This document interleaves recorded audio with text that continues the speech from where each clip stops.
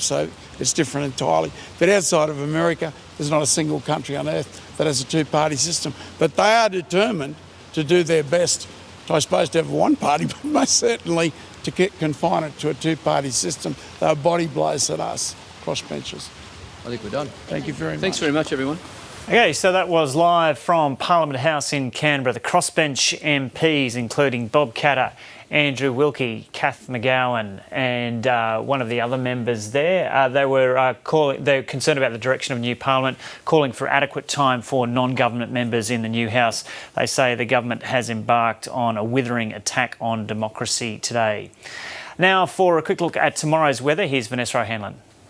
A cloudy day across the northern parts of the country. We have seen a return of rains, and that rain now filtering through the interior and the eastern parts of Queensland. At times we'll see some heavy rains in the far southeast, but also could see severe storms into the central highlands. Another low is still causing some pretty heavy rainfalls over parts of Victoria and Tasmania. The rain's due to ease in Victoria late today and across Tasmania tomorrow. And another low associated with a band of cloud is causing rain about the southern coast of WA. A trough also drawing that heat down into the southern areas. Port Hedland heading for a top of 40 degrees today, and we'll continue to see some stormy weather over the next couple of days, not only over Queensland but also right across that tropical region and then into the northern parts of Western Australia. Temperatures for tomorrow, 27 degrees and stormy in Brisbane, fine for Sydney and Canberra, up to 18 in Melbourne, a few showers still remaining, and rain should ease to showers late in the day for Hobart, 17 degrees. A fine day for Adelaide, heading for 33 in Perth, and afternoon storms in Darwin, 34. Thank you, Vanessa. OK, well, we've already seen a fair bit of action from federal Parliament today, and the first question time of the 44th Parliament is about to get underway. Let's cross live now to federal Parliament. The Speaker, Bronwyn Bishop. I call the Honourable the Prime Minister. Madam Speaker, I inform the House that the Minister for Foreign Affairs will be absent from question time today. She's at the Commonwealth Heads of Government meeting in Sri Lanka. The Minister for Trade and Investment will answer questions on her behalf. The Deputy Prime Minister will answer questions on behalf of the Attorney-General and the Minister for Defence. Are there any questions? I call the Honourable the Leader of the Opposition. My question is to the Prime Minister. I refer to the fact that in just 2 months since the last election, the Prime Minister has proposed almost doubling the debt rather than cutting the debt, increased the deficit rather than cut the deficit, hindered rather than helped our relationship with Indonesia, hidden the boats rather than turning back the boats. Why isn't the Prime Minister delivering the government that he promised voters he would at the election? I call the Honourable the Prime Minister. Well, Madam Speaker, I thank the Leader of the Opposition for his question, and I can inform him and I can inform this Parliament and the Australian people that this is a government which is carefully, steadily, purposefully and methodically implementing the commitments that we made to the Australian people at the election. That is precisely what we are doing. We said we would stop the boats, and they are stopping. We said we would get the budget under control, and that is happening through the Commission of Audit. We said we would build the infrastructure of the 21st century, and that is precisely what we will be doing in conjunction with the states and territories. And, Madam Speaker, most importantly, we said we would scrap the toxic taxes which the members opposite put in place, and that is precisely what we will do. We will get rid of the toxic taxes which members opposite put in place without any mandate whatsoever. We have an absolutely clear mandate to repeal the carbon tax, to repeal the mining tax, and that is precisely what we will do. I call the member for Forbes. Thank you, Madam Speaker. My question is to the Prime Minister. Will the Prime Minister please inform the House how scrapping the carbon tax will help Australian families and businesses to get ahead, including those in my electorate of Ford? I call the Honourable the Prime Minister. Well, Madam Speaker, I do thank you for the chance to answer this question. I thank the member for Ford for his question. I do welcome his return to the House, and I observe that the Australian people, the voters of Ford. They are people of discernment, and substance beats celebrity every time, Madam Speaker. But Madam Speaker, this is the first working day of the new Parliament, and straight away the government is getting down to business. We are getting down to business, which is exactly what the public would expect from a government which said on election night that this country is once more open for business because it is under new management. Now, Madam Speaker, the repeal of the carbon tax should be the first economic reform of this Parliament. That's what this Parliament should do. As its first contribution to economic reform, it should repeal the carbon tax. Repealing the carbon tax will make jobs more secure, it will make businesses more competitive, it will make households more prosperous, and it will make our economy so much stronger. And it will do all that, and it will help the environment. Because if you look at the former government's own figures, Australia's emissions were going up, not down. They were going up by 8%, not down by 5%, notwithstanding a carbon tax that members opposite wanted to raise to $38 a tonne by 2020.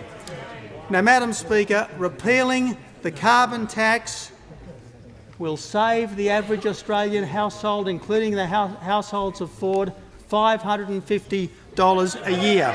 Repealing the carbon tax will cut $200 off people's power bills. It will cut $70 off people's gas bills. The carbon tax, Madam Speaker, is not an environmental benefit. It is purely and simply an economic cost. That's why it must go. Now, we have a mandate to repeal the carbon tax. The government had no mandate to introduce it in the former Parliament. That's why it must go. And it might help the House to know that the Canadian government today issued a statement applauding the decision by Prime Minister Abbott to introduce legislation to repeal Australia's carbon tax. This decision will be noticed around the world and sends an important message. I call the Honourable the Leader of the Opposition. My question is to the Prime Minister. I refer to the Prime Minister's repeated commitments to help struggling families. I also refer to the fact that in the last 2 months since the election, the Prime Minister has betrayed struggling families, cutting the school kids' bonus, cutting jobs at the CSIRO, 500,000 homes not getting the NBN rollout, 3.5 million people getting their superannuation cut, cutting assistance to New South Wales bushfire victims. Prime Minister, why is the government betraying Australian families and not delivering? The time has expired for the question. I call the Leader of the House. Is on a point of order, Madam Speaker, under Standing Order 100. The Standing Order 100 and D Roman numeral 2 indicates that argument should not be included in questions. Now, I know that there is a wide definition for questions, particularly from oppositions over the years, but the phrase "betray the Australian people" is clearly argument, and that part of the question should be ruled out of order. I put it to you. I think on this occasion we might give a little leniency to the Manager of Opposition Business and let his question stand, and I call the Honourable the Prime Minister. Well, thanks, Madam Speaker. And look, I understand that the Leader of the Opposition has a job to do, but the problem with that question is that it was based on a farrago of falsehoods. Yes, we are proposing to remove the school kids bonus, but we were perfectly upfront. With the Australian people about this before the election. We did not hide the bad news from the Australian people before the election, unlike members opposite who did precisely hide the bad news from the Australian people before an election, most notoriously when they said there would be no carbon tax under their government, and there was, Madam Speaker. The Leader of the Opposition says that we've cut assistance for bushfire victims. We have not. Australian disaster recovery payments have been made to people who were severely affected by that disaster. The Leader of the Opposition claims that we've cut jobs at the CSIRO. Management of the CSIRO is a matter for the management of that organisation. As simple as that. And, Madam Speaker, this all comes pretty rich from members opposite who, having said for ages that they were going to be the absolute protectors of the Australian public service, put policies in place which are now resulting in thousands of redundancies across the Australian public service. I call the honourable member for Corangamite. Thank you, Madam Speaker. My question is to the Treasurer.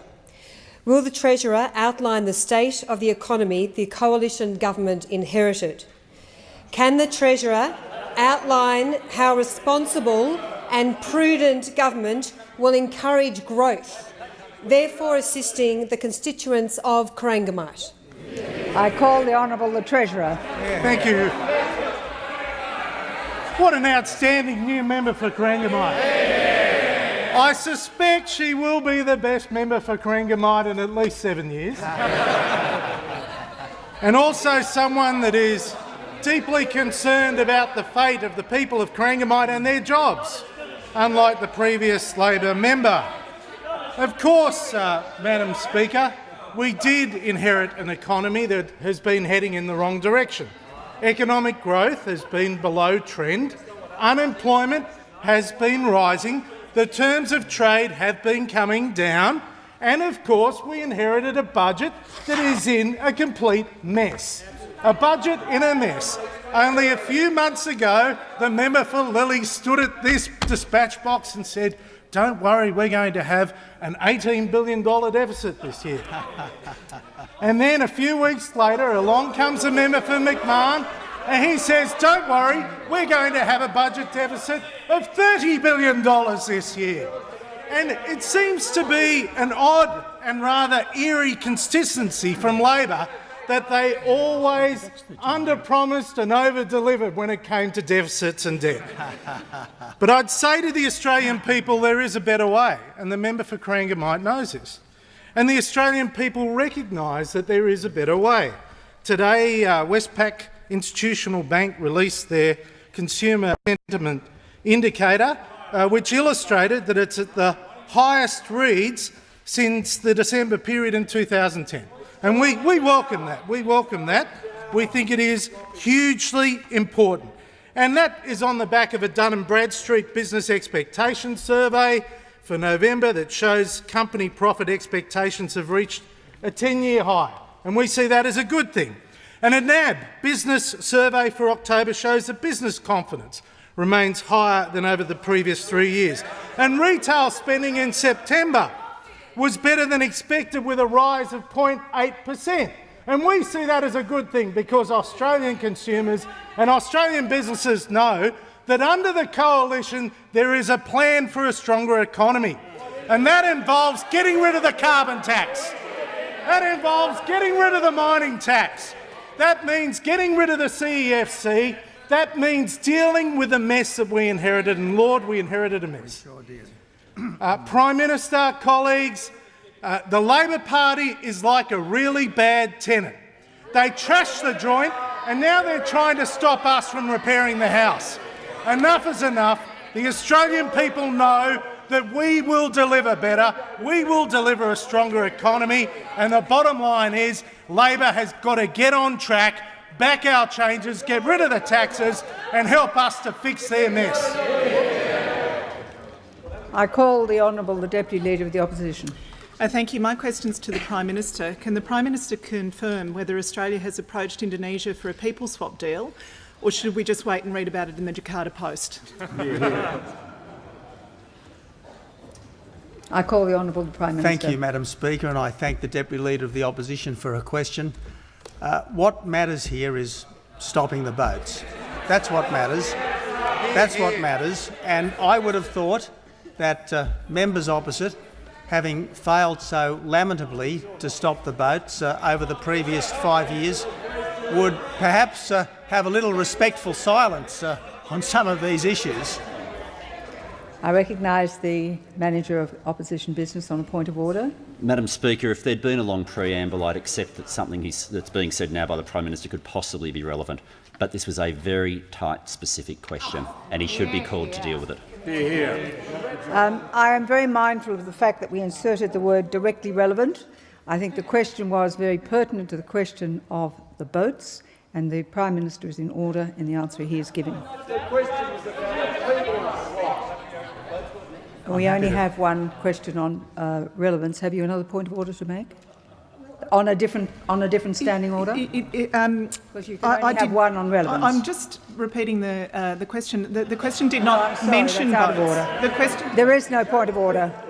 I call the Prime Minister. Madam Speaker, again, I do thank the Deputy Leader for a question, but the fact is we are talking to Indonesia about a whole range of measures. We are cooperating closely with the Indonesian government at every level to stop the boats. That cooperation is close and getting closer all the time. What we are specifically talking about is how we can best handle the question of people who are picked up by Australia in the Indonesian search and rescue zone. Now, I know members opposite like to identify failure very quickly here, but let me just reassure members opposite that while the boats have not yet stopped, they certainly are stopping. The first 2 months of the new government, illegal arrivals were down 75% on the last 2 months of the former government, and in October, illegal arrivals by boat were down 90%. 90%, Madam Deputy Speaker, on the peak month under the former government. So the answer is Jakarta Post. Should be happy with that. That's where we've got to read it, is it? I call the member for Melbourne, the Deputy Leader of the Greens. Thank you, Madam Speaker. My question is to the Prime Minister, who was referred to this morning by the now acceptable parliamentary term of Typhoon Tony. Prime Minister, Typhoon Haiyan may be the strongest typhoon on record, and according to Australia's scientists, has been fuelled by global warming. Will you now accept the science that states climate change will make typhoons and cyclones worse? And will you heed the plea of the Philippines government delegation in Warsaw to, and I quote, take drastic action now to ensure that we prevent a future where super typhoons become a way of life? I call the Honourable the Prime Minister. Well, I thank the member for his question, and I would refer him to the advice of the CSIRO, which is a very reputable body, which says that no one weather event should be attributed to climate change. That's the advice of the CSIRO, that no particular weather event should be attributed to climate change. Now, if I may, for the benefit of the member, Madam Speaker, say that the government accepts that climate change is real, that humanity does make a contribution. The important thing is to take strong and effective action to deal with it.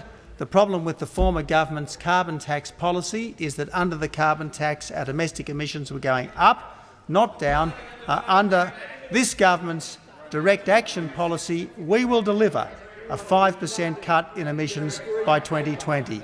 We are taking strong action. The former government, aided and abetted by the member in question, was introducing a policy of socialism masquerading as environmentalism.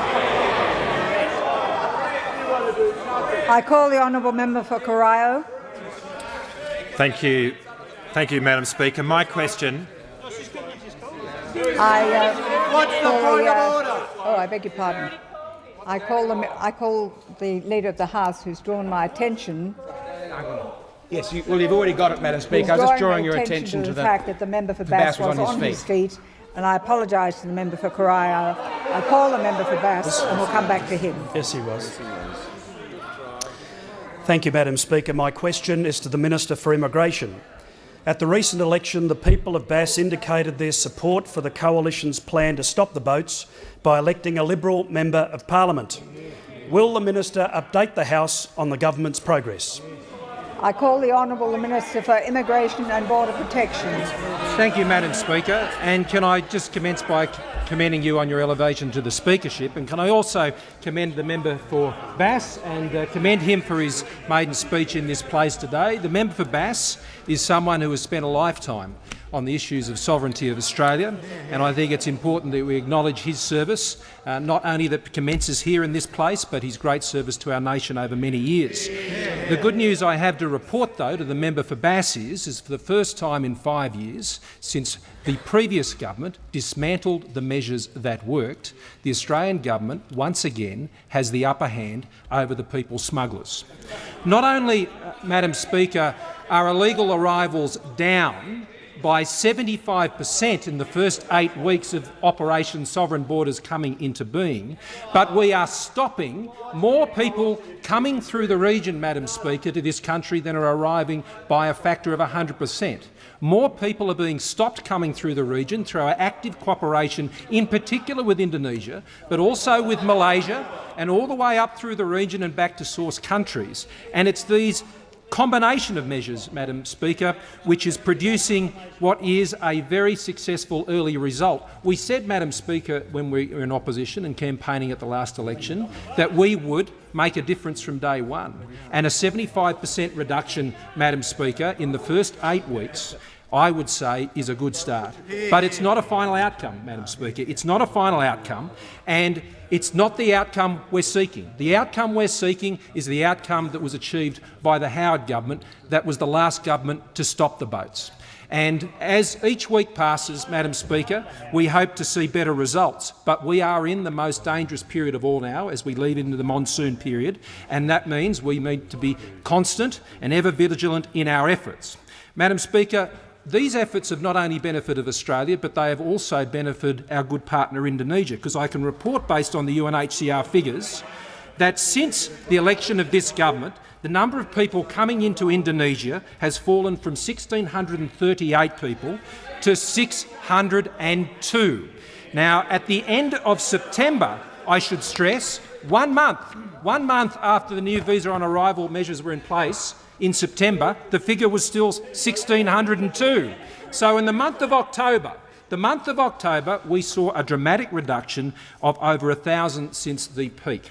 Now, Madam Speaker, these are results that the government will continue to work on and continue to strive to get better.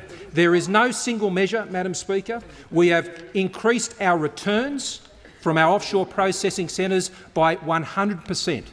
Removals from our offshore processing centres that were occurring before the change of government and the start of Operation Sovereign Borders and afterwards have increased by 100%. The progress is good. There's more work to be done.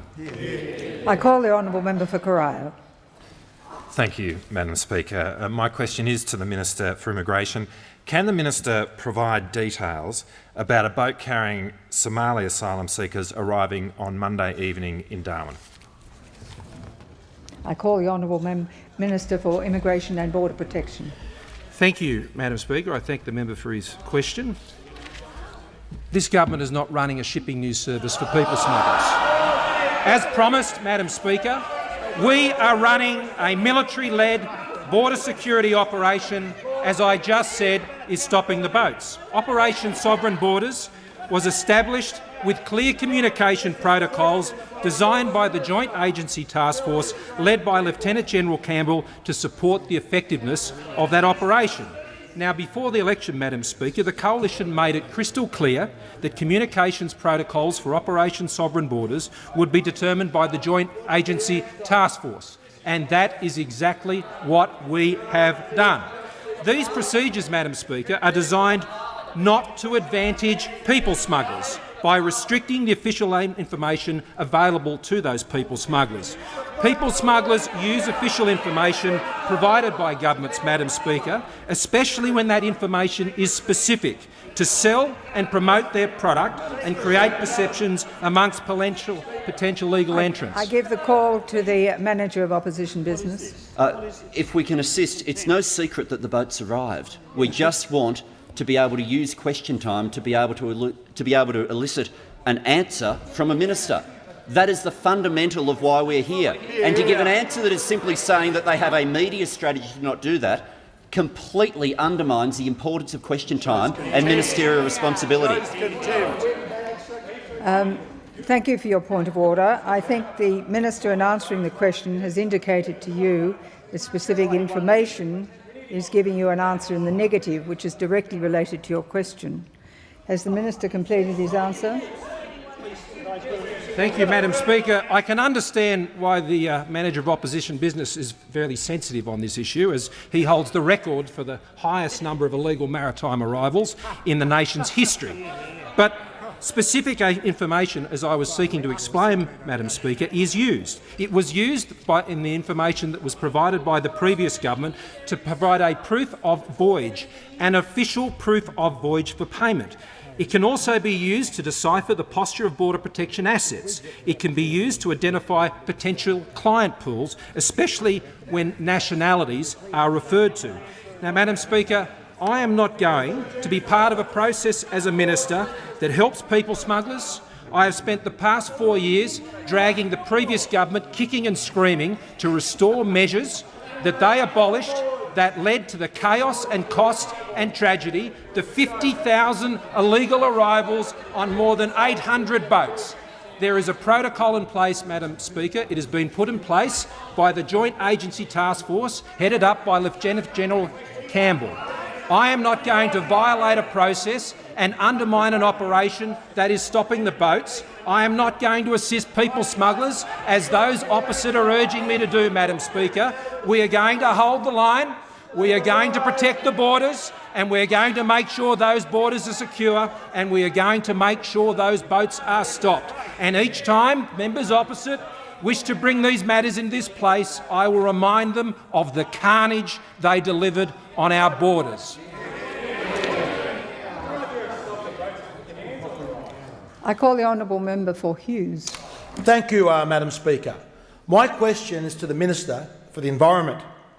Is the Minister aware that the electricity generator, Macquarie Generation, owned by the people of my state of New South Wales, has a net carbon tax expense of $299 million in 2012-2013, and its value has been written down by $1 billion due to the previous government's carbon tax? Minister, has the carbon tax been terminated, and what action is this government taking to reduce electricity prices? I call the Honourable Minister for the Environment. Thank you very much, Madam Speaker, and may I congratulate you on your appointment. I am sorry to say, Madam Speaker, that the carbon tax has not been terminated, despite what some would have led the Australian people to have believed before the election. And I am sorry to say, Madam Speaker, that there are those who still oppose termination of the carbon tax, despite giving lip service to the pretence that they would support it. And I am sorry to say, Madam Speaker, that the member for Hughes is absolutely correct in his assessment of the impact of the carbon tax on Macquarie Generation. Let me just quote, Madam Speaker, from the New South Wales Auditor-General's report to Parliament. And you know what the Auditor-General reported to Parliament in New South Wales on the impact of the carbon price? That the introduction of the Australian government's Clean Energy Act resulted in the corporation, this is Macquarie Generation, incurring a net carbon tax expense of $299 million in 2012-13 and a $1 billion write-down. I just want to repeat that, a $1 billion write-down to the value of its infrastructure assets in 2011-2012.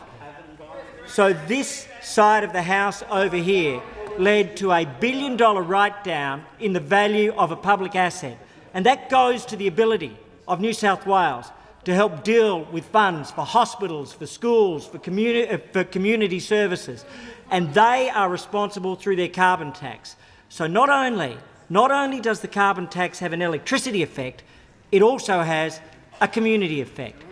Now, there is a better way. The member for Hughes is right. There is a better way. We will repeal the carbon tax. And it will have a $550 a year impact on Australian households and you're standing between Australian households and that $550. It will have, according to the Australian Treasury, a $200 a year impact on electricity bills. According to the Electricity Supply Association, those costs will be reduced as soon as the Australian Parliament and its legislation pass the bill and it comes into effect. And according to Rod Sims of the ACCC, what goes up can come down just as quickly. So it is absolutely clear we can reduce the electricity bills of Australian families. It's absolutely clear that the former government did enormous damage, not just to the competitiveness of Australian business, not just to the cost of living for families, but also to the value of public assets for New South Wales. You should hang your head in shame and get out of the way of repealing the carbon tax. I call the Honourable the Leader of the Opposition. Thank you, Madam Speaker. My question is to the Prime Minister. I refer to the Prime Minister's comments this morning where he said, "We never opposed the former government's bills to raise the debt ceiling. We never opposed them." I also refer the Prime Minister to this Hansard record from the 4th of February 2009, which shows him voting against an increase in the debt cap. Prime Minister, why say to the Australian people one thing this morning when it isn't in fact true? I call the Honourable the Prime Minister. Well, thank you, Madam Speaker, and I thank the Leader of the Opposition for his question. And it's very well known that we opposed the former government's stimulus package back in 2009 because we said that that was too much too soon. We said that it was too much too soon. But, Madam Speaker, on, I think, 5 occasions, or was it 4 occasions? I call the Honourable Member for McMahon. Madam Speaker, the Prime Minister refers to the stimulus bill, but in fact the Leader of the Opposition referred to the Commonwealth-inscribed Stop Amendment Bill. The Prime Minister is proceeding the House. I seek leave to table the Hansard to assist the Prime Minister and remind him to provoke his memory, Madam Speaker. Resume his seat. That is not a point of order. That is an argument. If you wish to raise a point of order, kindly refer to the point of order you wish to make, and it must be one within the standing orders. That was merely an argument. There is no point of order. I call the Prime Minister. Thanks, Madam Speaker. But the fact of the matter is this opposition, when in government, proposed on numerous occasions to raise the debt ceiling because they were addicted to debt and deficit when they were in government, and that's one of the many reasons why people wanted them out. While we always criticised their policy, while we always opposed the policy of debt and deficit, when I was the leader, we never voted against it in the Parliament. I call the Honourable Member for Higgins. Great member. Madam Speaker, my question is to the Minister for Education. Minister, I refer you to this email from Jenny, a local nurse in my electorate of Higgins, who under the previous government's proposed $2,000 cap on tax deductions for self-education expenses would struggle to afford and maintain and improve her accreditation as a medical professional. Minister, how has the government addressed Jenny's concerns? I call the Leader of the House and Minister for Education. Well, thank you, Madam Speaker, and I do thank the member for Higgins for her question on the self-education expenses cap, which the previous government decided earlier this year they would introduce on deductible expenses for education, for legitimate education. This was a classic act of self-harm on the education sector. The previous government decided that to fund increases in spending on schools, they would take that from the university sector. They made a number of serious cuts to the university sector in a climate when they had already reduced the amount of revenue flowing to universities from our international education market, substantially reduced revenue to universities over 5 years. They then decided this year that they would cut higher education further, and one of those cuts was to introduce a cap on self-education expenses of $2,000. It was a classic case of Labor taking a sledgehammer to smash a walnut. They claimed at the time that there were myriad examples of the education deduction being rorted by high-income earners. They've yet to produce any evidence that that has been the case, Madam Speaker. In fact, 80% of the people who have claimed the self-education expenses deduction over many years had incomes of less than $80,000 per annum. They were low and middle income earners. As Greg Craven, the Vice-Chancellor of the Australian Catholic University, described this move, he described it as the streaker's cap. He said it sounded like a good idea at the time. But on sober reflection, of course, this government came to power and realised that the damage it would do to productivity and the higher education sector was not worth the savings that the previous government had claimed. So the Treasurer and the Prime Minister, in their wisdom, decided that we would not proceed with the self-education expenses cap. It means that policemen, nurses, public servants, many low and middle income earners in Australia will be able to improve their skills. It is a productivity measure for us to not proceed with this cap. It will help the economy. And what it confirms is that the Coalition is the real friend of low and middle income earners in this place, which is why we represent so many of them on this side of the House.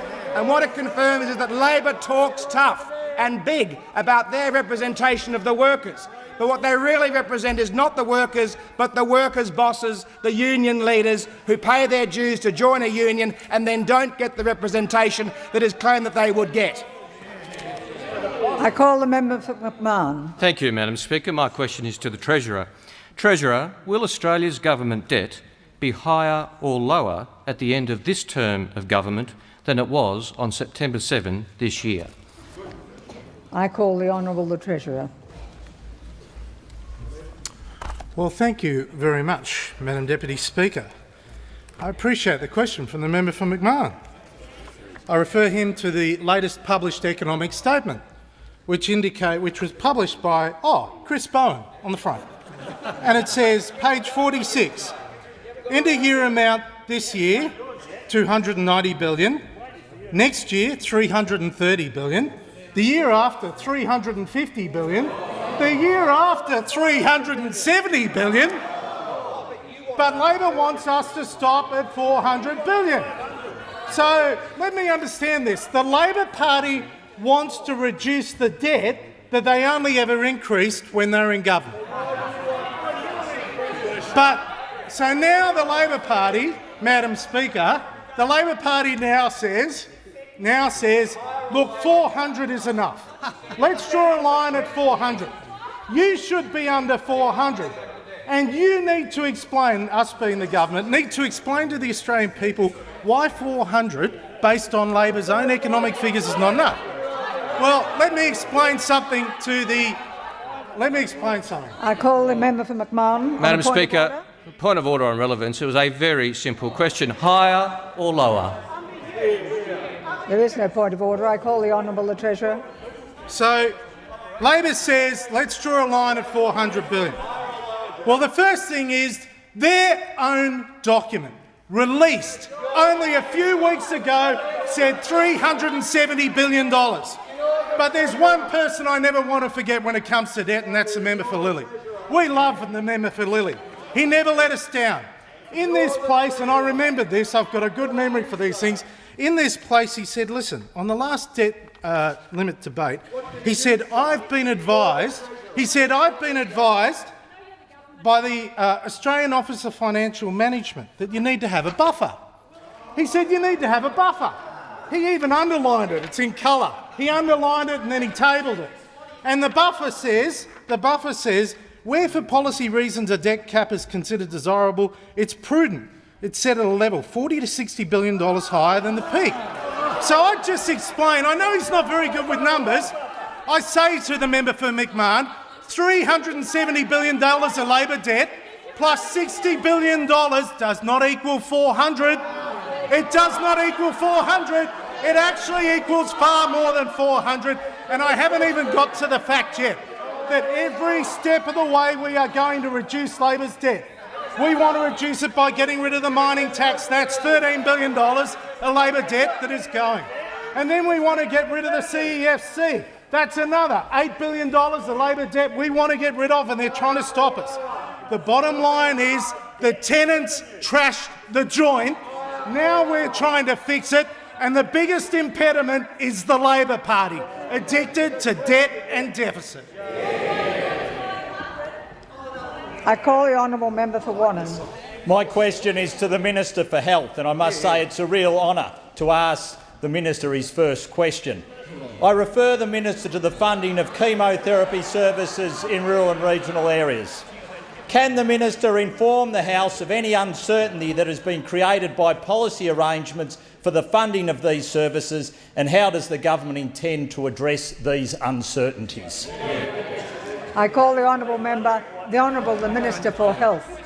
Well, thank you very much, Madam Speaker, and can I thank very much the member for Wannon. He was a champion of Peter's project over the course of the last 3 years, which was a local regional cancer service designed to provide support to people that otherwise would have had to travel to Melbourne. He was a champion of that service. We announced the funding, and that project will be delivered by this government. The other person, of course, Madam Speaker, to pay tribute to, I think, is the Treasurer for his excellent summation of the way in which the Labor Party trashed the Australian economy and made it hard for Australian families. But the problem is that Labor's trashing didn't stop there. Labor's trashing moved into the health portfolio every day that they are in government. And the most vulnerable of Australians are those that are delivered services, in particular chemotherapy services, in hospitals around the country. Do you know that it was the Labor Party in government, Madam Speaker, that said to those people, the 150,000 a year, being delivered 832,000 infusions each year, that we will not provide you with certainty of those services. They changed the rules. They changed the rules and they created uncertainty for those most vulnerable. Very sensitive, Tanya. Very sensitive. I give the call to the Honourable the Deputy Leader of the Opposition on a point of order. What is your point of order? The point of order is he should tell the truth in the Parliament. That is not a point of order. There is no point of order. I call the Honourable Minister for Health. Nasty, Tanya. It didn't take long to come out. Now, Madam Speaker, so what did the government do? What did the previous government do?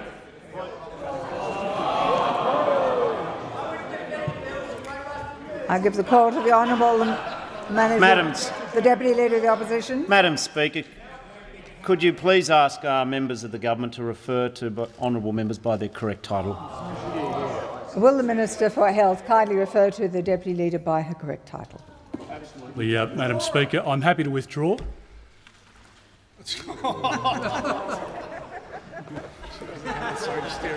I'll leave it. I'll aggravate it no further. Now, Madam Speaker, the point is that there was a problem created by the previous government which created uncertainty for those who are most vulnerable. This government created a problem because they ripped money out of chemotherapy services, and the problem was when they were made aware of the problem, they didn't fix it. They didn't fix it. Is there If the Honourable the Deputy Leader of the Opposition is going to again raise the point that she raised last time, that's not a point of order. Is there a point of order that you can name within the standing orders? He should tell the truth in the Parliament. That is not a point of order, and if you do it again, it would be disorderly.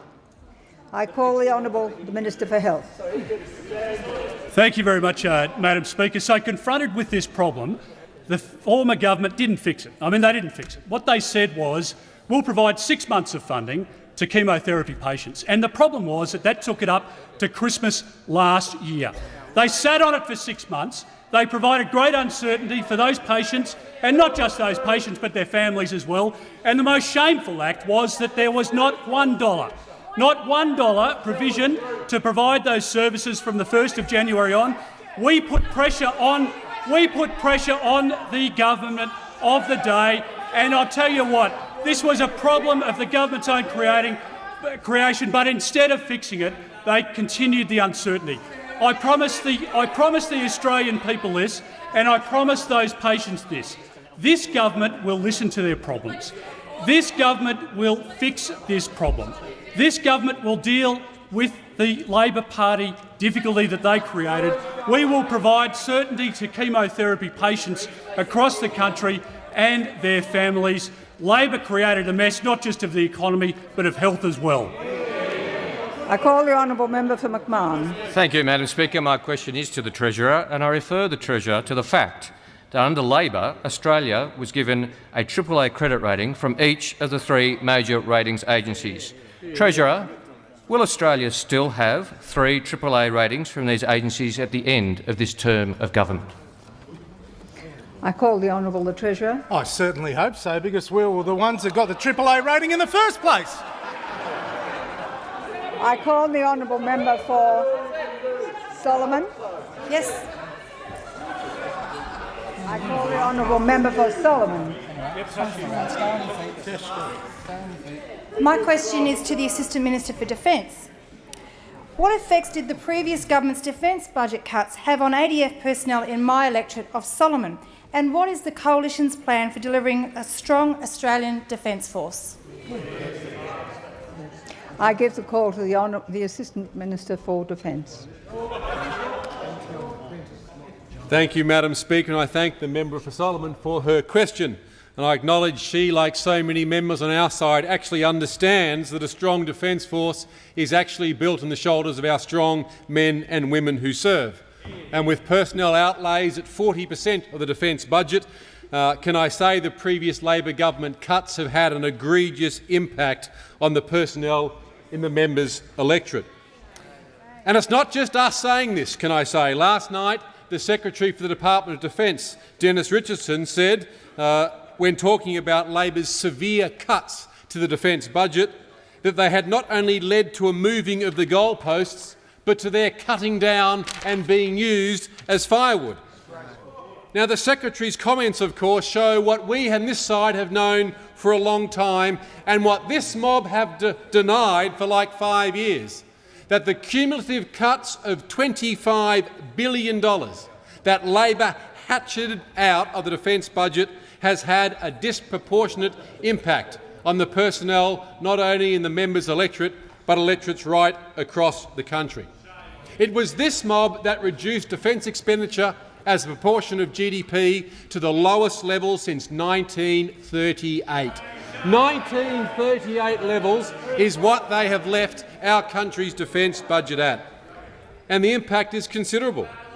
Keeping in mind that it was that Labor government that callously tried to cut the entitlement for return travel for members to go home for Christmas. Well, we blocked that. We stopped that, and 1,500 single members of the member of Solomon's electorate, 1,500 will get to go home this Christmas because of the changes we wrought against what this government did. Keeping in mind it was that government, that Labor government, that promised for 6 years to have free ADF healthcare and only delivered a trial. What can I say to the member for Solomon? In 48 days, we will actually start free ADF healthcare. In 48 days, 3,200 spouses and dependent children from the member for Solomon's electorate will have all out-of-pocket costs for GPs and up to $400 per individual for allied costs covered. In 48 days, we will implement that. It was that Labor government over there that decided to cut the ADF gap year, a gap year that had included 40% of those coming through were women. Well, we'll put it back. And more can I say, we'll restore the budget integrity for defence. We'll get it back to 2% of GDP in the next 10 years. We will ensure there's no cuts. There is one side of this House that understands defence men and women. It's this side and it's this government. Before I call the member for Fraser, I wish to inform the House that we have present in the gallery this afternoon the Honourable Larry Anthony, former member for Richmond and former Minister in the Harv Government, the Honourable Jackie Kelly, former member for Lindsay and former Minister in the Howard Government, and Mr Barry Hass, the former member for Durack. On behalf of the House, I extend a very warm welcome to our visitors, and I call the member for Fraser.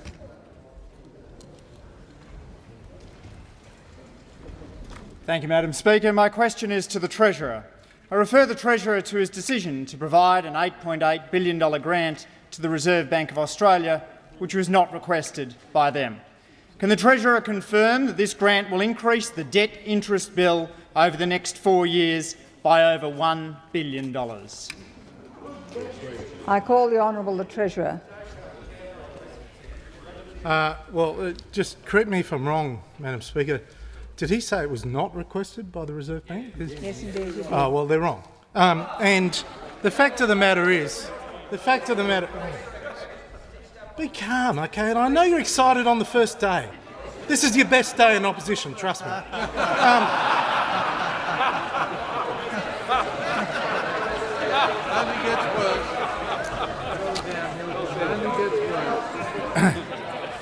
Now, in February of this year, Madam Speaker, I raised, when there was quite obviously a dispute between the member for Lilley and the Governor of the Reserve Bank, I raised concern about the level of funding in the Reserve Bank Reserve Fund. And that's the fund that is available for the Reserve Bank. That is the fund that is available for the Reserve Bank to offset the risk of certain investments that it may have. And of course, the risk may increase according to movement in the Australian dollar and movement in interest rates. Now, traditionally, the Reserve Bank Reserve Fund has never been below 10% of the assets at risk. Never. And in periods of volatility following the GFC, you would not want it below 10%. In fact, the Reserve Bank had been very upfront about it. But in 2009-10, the Labor Party took a special dividend out of the Reserve Bank of $5.2 billion. Every year prior to that, it had been around $1 to $1.5 billion, but in 2009-10 they took out a dividend of over $5 billion. $5 billion. The member for McMahon. Madam Speaker, on relevance, on a point of order. If the Treasurer doesn't know that it costs more than $1 billion in increased interest payments, he should admit it. On relevance, if he does know, he should confirm it. There is no point of order. The Treasurer. They took out $5 billion. The Reserve Bank Reserve Fund dropped to 2.1%. 2.1% from 9.6%. And since that time, when we came into office, it was 3.8%. And I spoke to the Governor of the Reserve Bank and I said, are you properly prepared for the challenges that may lie ahead?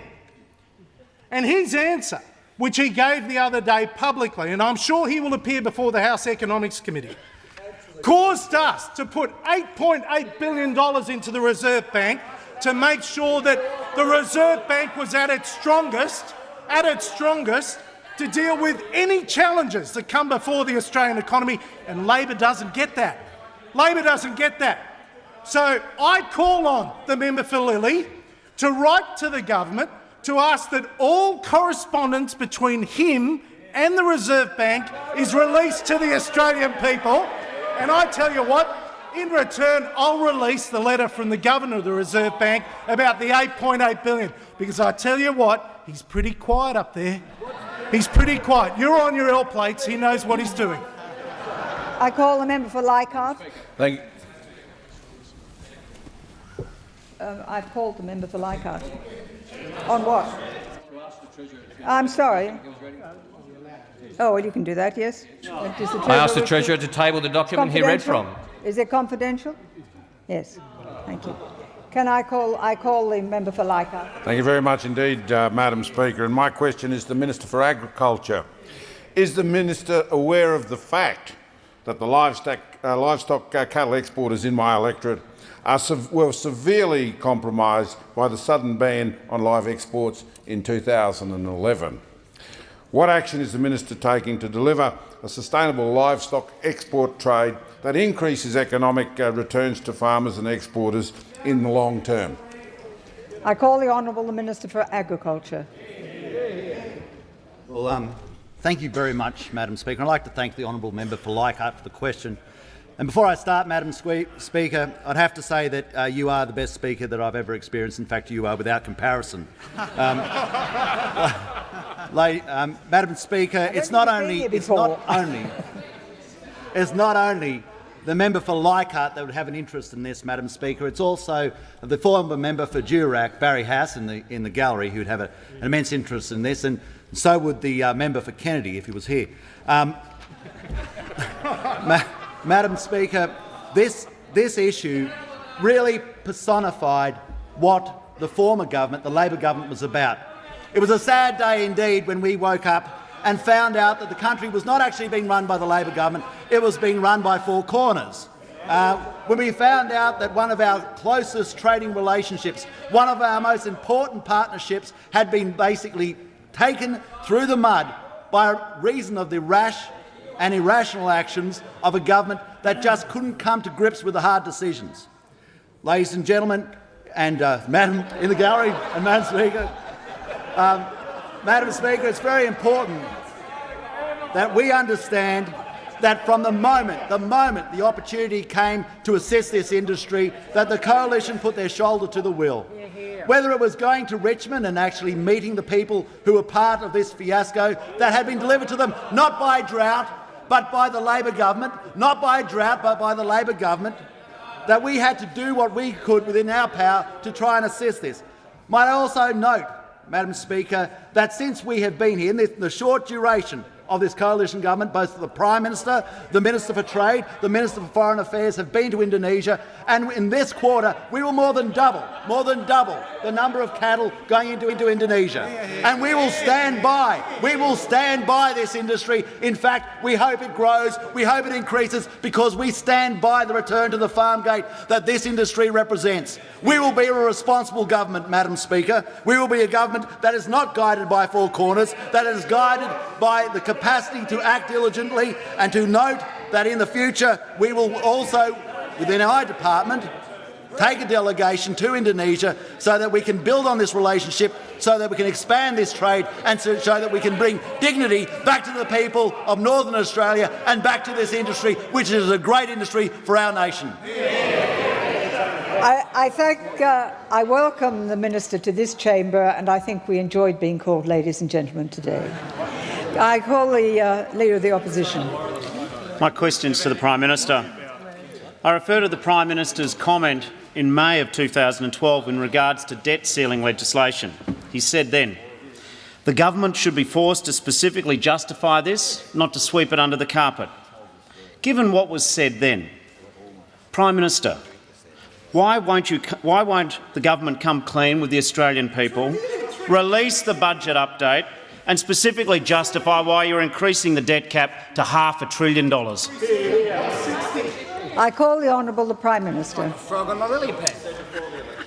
I thank the Leader of the Opposition for his question, Madam Speaker. And look, the budget update will be released as part of the MyEFO in mid-December, which is roughly the time when members opposite released MyEFO in years past. Yes. Madam Speaker, it's very simple. It's very simple. We are dealing with a mountain of debt which members opposite left as their legacy. We are dealing with Labor's legacy of debt and deficit. We want to rule a line under this embarrassing period in our fiscal history and get on with the job of paying back Labor's debt and eliminating Labor's deficit. That's what the Australian public elected us to do. That's what we will do. And I would humbly and respectfully ask the Leader of the Opposition to allow the people's mandate to be worked out in this Parliament. The Prime Minister indicated to the House that the former government only released MyEFO in December. I'm sorry, this is argument. It's not a point of order. There is no point of order. The Leader of the Opposition will resume his seat. I call the Leader of the House. Madam Speaker, I'm sure you have this under control, of course, but if the Leader of the Opposition, being so new to opposition, maybe doesn't understand that if he wants to make such claims, he should do them at the end of question time and seek to deal with misrepresentations, not take them as points of order, which can only be on relevance. Thank you, Leader of the House. I pointed out to the Leader of the Opposition that it was not a point of order he was raising. Whether or not he chooses to raise it at another point of time is a matter for him. So we will return to question time, and I return to giving the call to the Prime Minister. He's finished his answer. Then I call the member for Ryan. Thank you, Madam Speaker. My question is to the Minister for Small Business. The Minister would no doubt be aware of the burden placed on business by the 20,000+ new regulations imposed by the previous Labor government. Many of my constituents from some of the 1,600 registered small businesses in my electorate have met with me to highlight the difficulty of doing business because of the mountain of paperwork and regulations with which they must comply. What action is the Minister taking to reduce the burden of red tape on small businesses? I call the Honourable Minister for Small Business.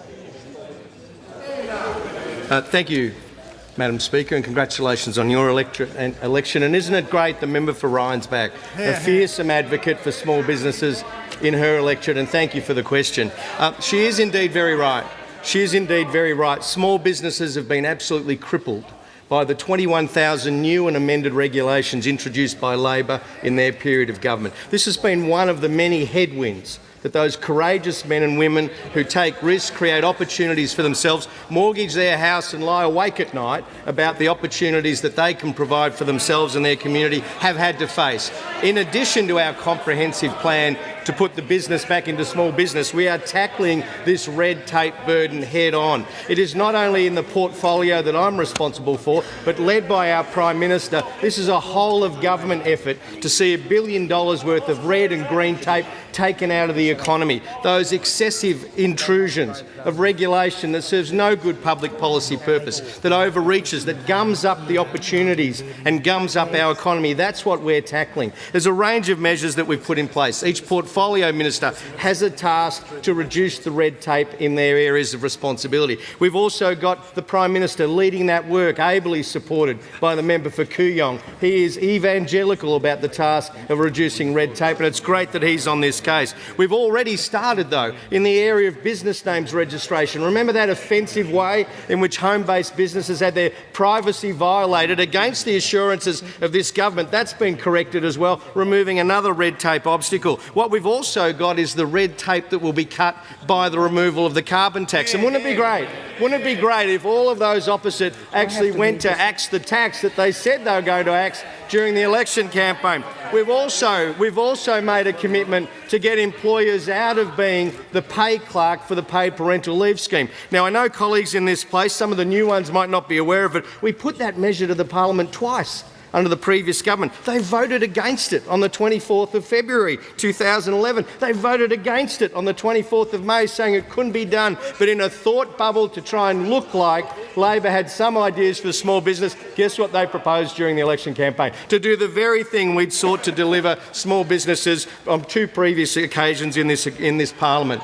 We're also looking to challenge the Australian Accounting Standards Board. Why is it our small businesses need to report at higher standards with higher costs than is set by the International Financial Reporting Standards? Why is this necessary? These are the practical examples where we are going to tackle that red tape scourge that your small businesses in Ryan talk about. We want to put the business back into small business. What we need is a renaissance of enterprise in this country so that we can grow the jobs and the opportunities for the future. Not the 412,000 jobs lost in small business under Labor. We need to stop that decline, turn it around, put the business back into small business. Our economy will be stronger, our communities will be more vibrant, and I look forward to working with you on that task.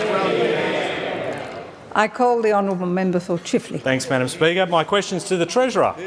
I refer the Treasurer to reports in today's financial review from economist Saul Estlake that says $400 billion would be sufficient if Mr Hockey was successful at returning a surplus by 2016-17 and avoided blowing out the deficit in the interim as much as he's done so far. Will the Treasurer advise that he won't return the surplus by 2016-17, given he's now seeking a debt limit of $500 billion? I call the Honourable the Treasurer. It's not the English language. They've got chutzpah. They really do. And I'll tell you why. Labor doesn't know what a surplus looks like. No, Labor has never delivered a surplus. Oh, hang on. No, they did. Before, they delivered a surplus well before my colleague Wyatt Roy was born. That's a long time ago. So now, having promised on over 500 occasions to deliver a surplus, Labor now is indignant and says from opposition they can deliver a surplus. That's quite an achievement. Couldn't do it in government, but now the Labor Party is going to do it in opposition. And I was thinking to myself, who can you trust about delivering a surplus? Who can you trust? And I know that given that the coalition has previously done the heavy lifting, when Labor was last in government, before the last time, they left us with $96 billion of debt. They left us with the legendary Beasley black hole. They've now left us with $370 billion of debt, at least, and the Bowen black hole. The Bowen black hole. But it gets better. It gets better. The fact of the matter is that as we open every cupboard across the government, we find more spiders. So what we discover is that the Reserve Bank Reserve Fund is down to just 3.8%. When you have significant possible headwinds next year out of Europe and the United States, we have to fix that.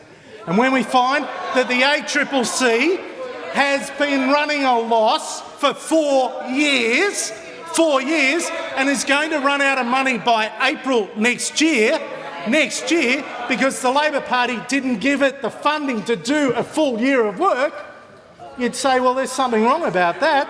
Someone's got to fix it. And as the Minister for Health and all the ministers know, as we open up every cupboard, we discover that Labor just fibbed about the state of the books. What a surprise. It goes to trust. And no one summarises it better. And this will be the only time, I promise, that I quote Bruce Hawker. Remember him? The member for Griffiths remembers him. A few others remember him, Bruce Hawker. And I wasn't spending a lot of time reading his book called The Rudd Rebellion, but I did. And he says, and I quote, Chris Bowen had gone on Lateline last night and run the "Who do you trust" line on instructions from the campaign headquarters. And I realised how ridiculous it sounded. After the last 3 years, we'd be lucky to be trusted to walk the dog around the park.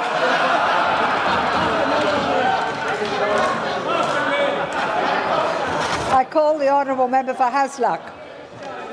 Speaker, my question is to the Treasurer. Will the Treasurer inform the House how the government's pledge not to proceed with the previous government's fringe benefit tax changes will help many car dealerships in my electorate of Hasluck? Good question. I call the honourable the Treasurer. Thank you very much.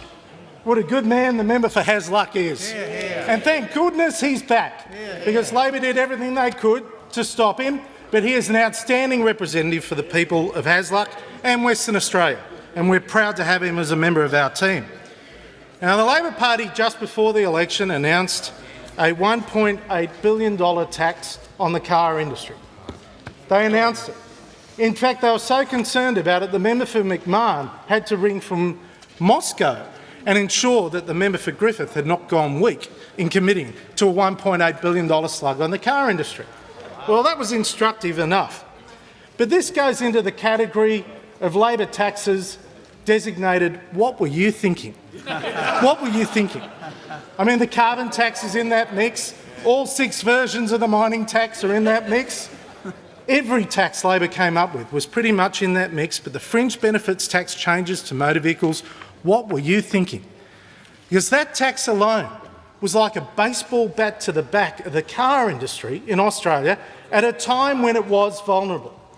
And it absolutely turned out that the people that were most significantly affected by the changes to the fringe benefits taxes on motor vehicles were people earning less than $70,000 a year.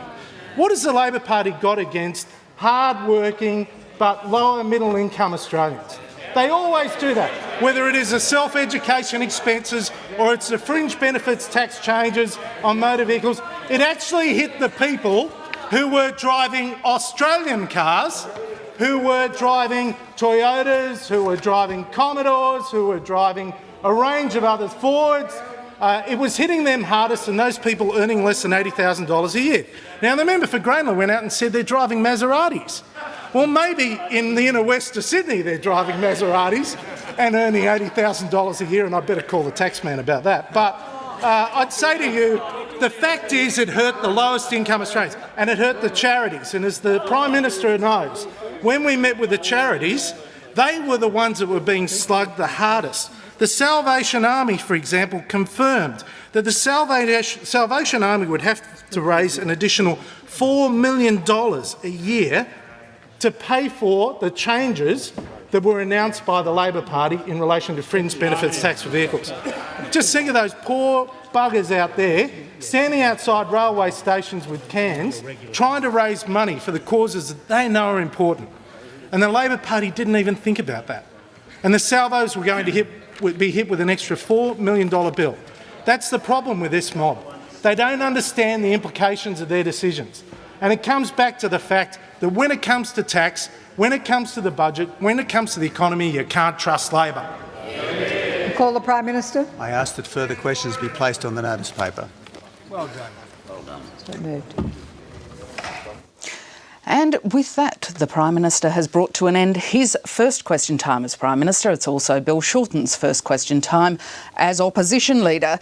And as new governments tend to do for quite some time in their first term, the government spent a lot of time blaming the former Labor government for a range of things. The opposition, though, particularly the Shadow Treasurer, Chris Bowen, was trying to set some key performance indicators for the new government on the surplus, on debt and on retaining the 3 AAA credit ratings that the Labor government had. There were no answers on specifics, though, to questions to either the Prime Minister or the Immigration Minister on the issue of asylum seekers. The Prime Minister was asked about specifics on talks with Indonesia about how to deal with passengers picked up in Indonesia's search and rescue zone by Australian ships, and the Immigration Minister declined to give a specific answer on a boat arrival in Darwin, saying that he would only do that at his weekly briefing. He won't be updating the Parliament as the opposition requests. There was also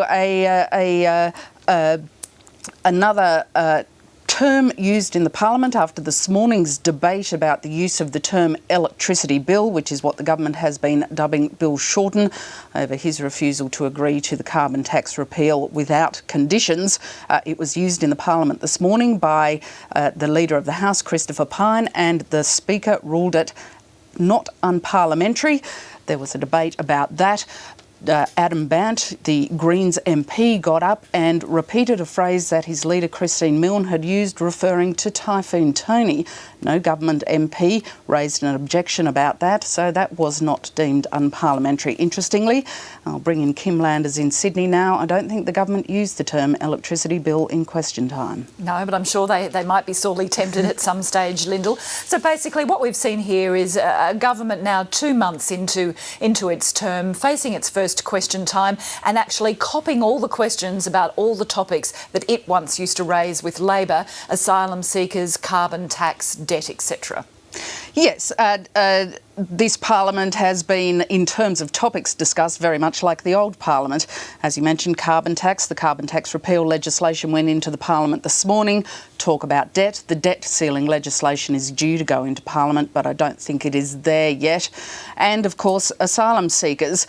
But these are issues that the Coalition, as you mentioned, has been raising for some time itself, and so it has ready answers on these things, particularly because it's still in the mode of blaming Labor and saying it has to clean up Labor's mess. The opposition was trying to pursue the government on some specific points, particularly the one I raised on asylum seekers, but as I mentioned, Scott Morrison declined to give the Parliament an answer on that. Citing operational security, I believe. And Lyndall, you mentioned that the Parliament got off to a fairly combative start. It would seem that the Labor Party was trying to fight everything, every step of the way. Do you think that would have caught the government a bit on the hop?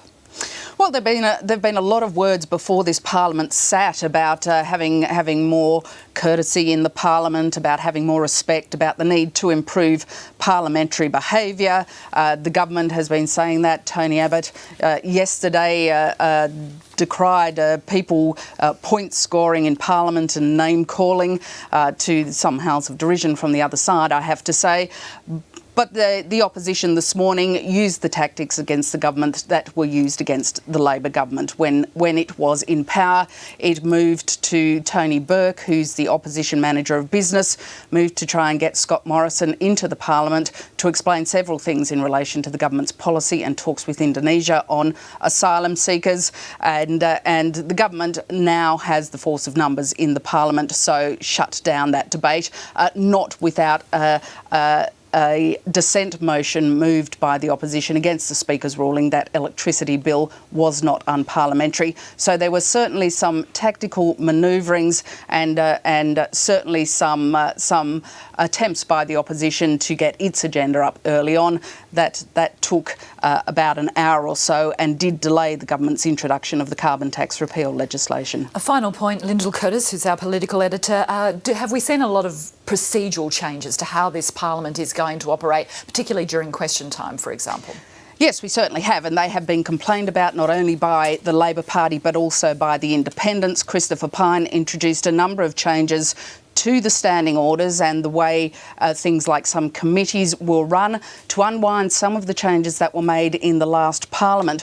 One of those was to end the practice of having follow-up questions, of having supplementary questions. Christopher Pyne says he deemed what happened with that in the last parliament as an experiment, and it's not one he said they wanted to continue with. The one which is causing the opposition most concern is over the fact that the rules introduced by Christopher Pyne mean that if an MP gets up and complains about something that has been said about them, about a claim that has been made, and they do that through the mechanism of standing up in Parliament at the end of question time and claiming to have been misrepresented. If that is dealt with, then that claim cannot be raised again, and the opposition says that is censorship and will leave the Speaker in the position of having to make political judgments about what can and can't be raised.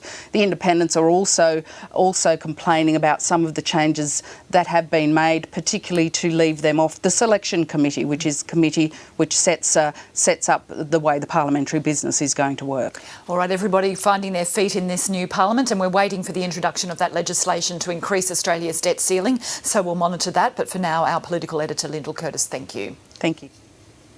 Well, just a quick note that Tony Abbott will be interviewed by Lee Sales on 7:30 tonight for the first time since becoming Prime Minister. That'll be 7:30 on ABC1. Well, to some of the day's other news now, and the death toll from powerful Typhoon Haiyan in the Philippines may be lower than first thought.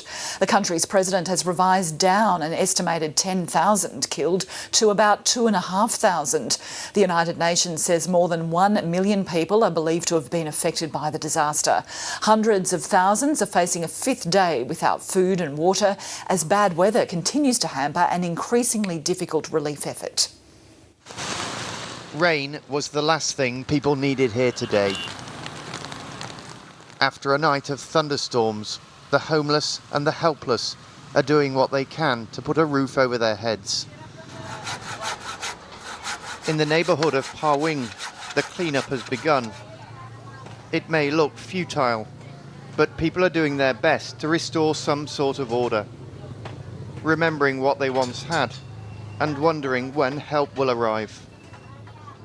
People here are having to help themselves. They're doing whatever they can to try and rebuild their homes and their lives and survive. But the question surely, where do you start? And this is just one block in one neighbourhood in one city. Everyone here has remarkable stories of how they survived the typhoon. When our house collapsed, I go into my toilet. I hold my toilet, the toilet, I hold it. I go on there with the wind, yeah. But the survivors are still vulnerable. Clean water is in short supply. Here they're using a t-shirt to filter out the filth so it can be used to cook with. People here are resilient, determined to get their lives back, but they need help, and soon. We can survive without these houses. It's okay for us to anywhere, we'll sleep anywhere, but we need food, only food. no money, no places, no televisions, no cell phones, no technologies. Food, we need food. And to get it, some are increasingly taking matters into their own hands. Another big food warehouse was ransacked here today. As the word got out, hundreds rushed to grab what they could. 5 days after the typhoon struck, people here are still having to help themselves. Back home now, and the Victorian Parliamentary Inquiry into Child Abuse has recommended criminal charges for those who try and conceal offences. The inquiry was particularly scathing of the Catholic Church's handling of abuse complaints. If adopted, the recommendations would require priests and others to report all information they receive relating to child abuse.